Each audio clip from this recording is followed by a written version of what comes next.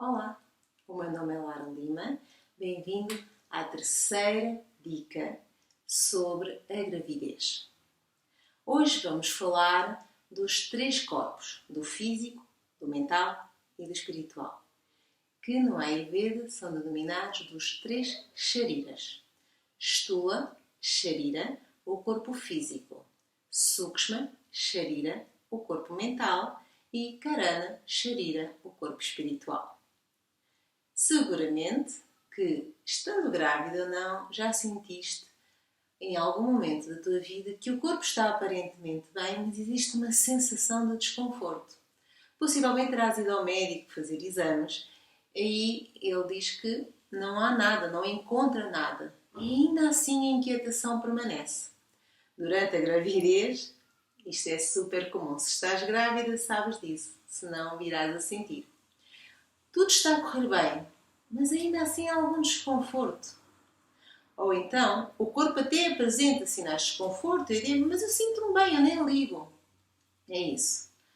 Ou o corpo parece bem, aparentemente está tudo bem, mas existe uma inquietação, como que algo que está a faltar e que eu não consigo expressar de forma densa o que se passa. Estas sensações são reais, não são uma ilusão. E devem ser tidas em conta e são tidas em conta dentro da abordagem Ayurveda de acompanhamento na gravidez. Quando a grávida nos chega, o terapeuta olha para a grávida como um todo. Analisa o seu corpo físico em todas as suas componentes anatómicas e fisiológicas, nos seus tecidos, a qualidade das unhas e do cabelo e da pele, o brilho no olho, a lubrificação da boca, a presença ou não de muco, a mobilidade articular, a presença ou não de edema ou de alguns aspectos que possam apontar para uma vascularização deficiente. É também avaliada a barriga, a forma como o bebê se desenvolve, os seios e o alinhamento. Para além deste exame físico, ao corpo físico, é feita sempre uma análise à forma como a mulher se sente, quais as principais sensações, quais os principais pensamentos, os padrões mentais, como é que se processa o seu sono, o seu subconsciente, se tem sonhos, se não tem sonhos, qual é o assunto dos sonhos, quais são as suas principais preocupações, qual é o contexto profissional, familiar, em que se insere, qual é a informação que tem buscado mais, quais são os interesses que têm surgido e depois uma abordagem espiritual que não tem conotação religiosa necessariamente, mas que é como é que eu me sinto como ser. Quais são as minhas crenças, como é que eu me relaciono com este bebê, se eu sinto vontade de conversar ou não com ele, se eu sinto vontade ou não de contemplar a natureza, de caminhar na natureza, de estar mais próxima da natureza, se eu sinto algumas alterações consoante os estados da natureza, quais são os padrões mentais e físicos associados a diferentes estados da natureza, o sol, o vento, a chuva, as luas. E quando nós conseguimos analisar a mulher como um todo, nós procuramos então que através dela ela nos possa comunicar quais os padrões do bebê.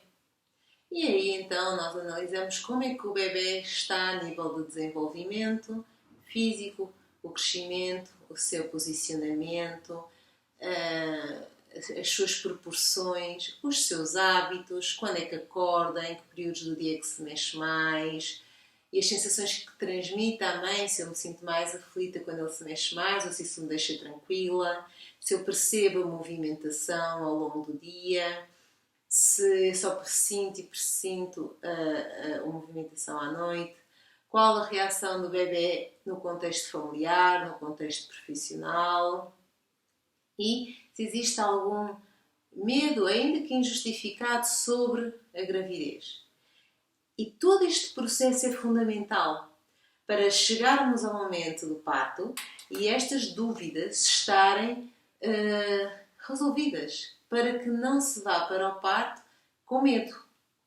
Com medo físico de o meu corpo não vai ser capaz de fazer isto, eu preciso que me ajudem, o que é legítimo, estará uma equipa médica disposta a ajudar, mas se eu já vou no pressuposto do meu corpo não é capaz de realizar esta ação, então a coisa poderá ficar um pouco mais complicada. Também os meus padrões, os meus pensamentos, os meus medos, trabalhá-los para que eu possa enfrentá-los, para que eu possa desmontá-los, perceber a sua origem, começar a dar respostas, perceber que a maior parte dos problemas não existem, porque eu crio problemas e os problemas têm solução, e quando têm solução deixam de ser problemas, e quando não têm solução passam a ser factos, e é importante eu saber lidar com os factos que vão sendo apresentados pelas circunstâncias da vida.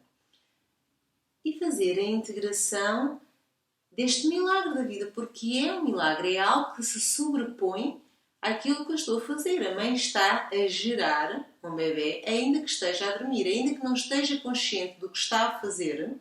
Não sei se estou a formar algum órgão, algum osso ou sistema nervoso, não sei. Aquilo está-se a construir por uma natureza própria. E é aí que nós referimos o corpo espiritual. É aquilo que acontece sem eu ter consciência, mas que ainda assim eu não posso negar que aconteça.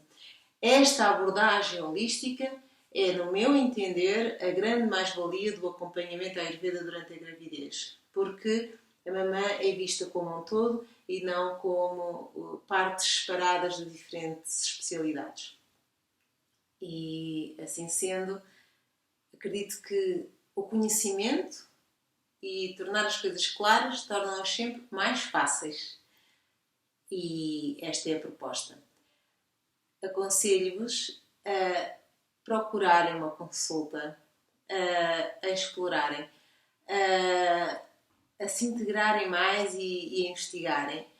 Existem imensos relatos na área, existe imensa bibliografia. Qualquer coisa tem sempre a Mayur, Bem Me Quero ou Lara Lima para responder às vossas questões. Até breve. Olá a todos! Se quiserem mais informações sobre a Associação Portuguesa de Medicina Ayurveda, poderão contactar-nos através de www.amayur.pt.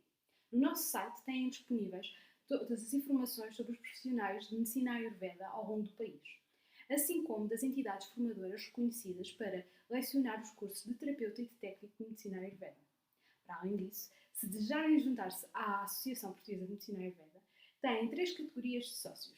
A categoria de sócio profissional, que pretende defender os profissionais da Ayurveda em Portugal, assim como a categoria de formando, que são todos os associados que estão em formação, e a categoria de amigo, para aqueles que gostam do Ayurveda e que querem que ele cresça em Portugal.